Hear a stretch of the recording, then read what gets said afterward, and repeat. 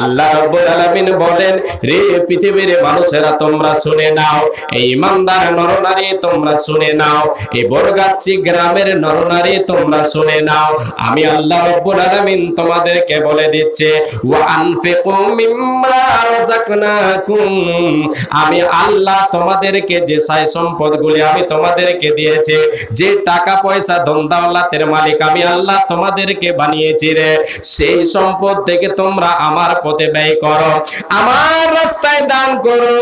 কোন দিন আসার পূর্বে মালাকুল মউত তোমার কাছে যেই দিন আসবে, সেই দিন আসার পূর্বে আমি আপনি কেউ জানি না কখন মালাকুল মউত চলে আসবে আমার আপনার কাছে। আমার আল্লাহ বলেন, রে পৃথিবীর মানুষেরা তোমরা শুনে নাও, তোমরা আমার পথে দান করবে করো, ওয়া আনফিকু মিম্মা রাযাকনাকুম মিন ক্বাবলি আইয়াতিয়া আহাদাকুমুল মাউত, মরণ আসার পূর্বে তোমরা আমার পথে দান করো।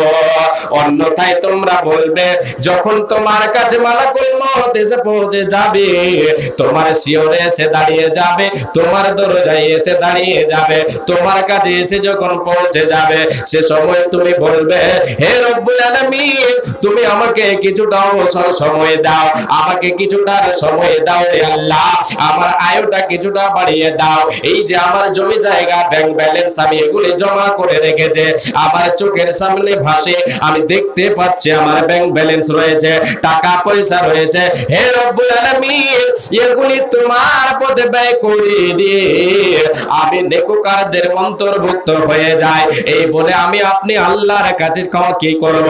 সময় চাইব।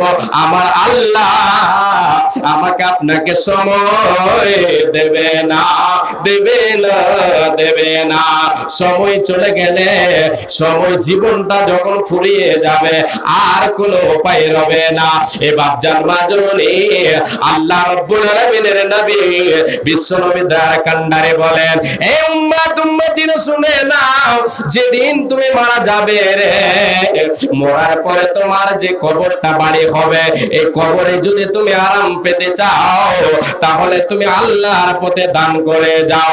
নবীজি বলেন, ইন্না সাদাকাতা লা তুতফিউ আন আহলিহা হাররাল কুবুরে ওয়া ইন্নামা ইয়াস্তাদিল্লুল মুমিনু ইয়াওমাল কিয়ামাতি ফি দিল্লি সাদাকাতিহি।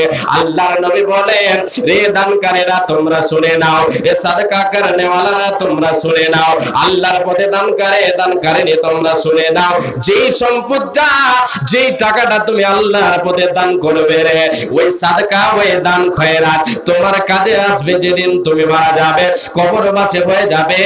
কবরে যদি তুমি গুনার কারণে গ্রেফতার হয়ে যাও, পাপের কারণে যদি তুমি গ্রেফতার হয়ে যাও, সেই দিন তোমাকে বাঁচানেওয়ালা কেউ থাকবে না, তোমার সহযোগিতা করবে এরকম কেউ থাকবে না। সেই দিন তোমার কবরে আগুনকে দান সাদকা তোমার নিভিয়ে দেবে। আল্লাহ রাব্বুল আলামিনের নবী বিশ্ব নবী দয়ার কান্ডারে বলেছেন। একবার জোরে বলেন সুবহানাল্লাহ। এ বাপজা, শুধু তাই, আল্লাহর নবী বলেন, ওয়া ইন্নামা ইয়াস্তাদিল্লুল মুমিনু ইয়াওমাল কিয়ামাতি ফি যিল্লি সাদাকাতিহি। এ মুমিন মুমিনা, আল্লাহকে বিশ্বাসকারী এবং বিশ্বাসকারিনী তোমরা শুনে নাও, কিয়ামতের মাঠে তোমার সাদকা তোমার জন্য কি কাজে আসবে। কিয়ামতের মাঠে সূর্যের তাপ তোমাকে লাগবে না। যেদিন সূর্যের তাপ তোমার মাথার উপরে চলে আসবে, ভয়ঙ্কর দিন, বিভীষিকাময়ের দিন, কিয়ামতের দিন, যখন সূর্যটা মানুষের মাথার উপরে চলে আসবে, তার তাপে মানুষ পাগল হয়ে যাবে, ঘামে হাবুডুবু খাবে, সেই দিন তোমার দান তোমাকে ছায়া করবে। আল্লাহ তাবারাক ওয়া তাআলার নবী বলেছেন, আল্লাহ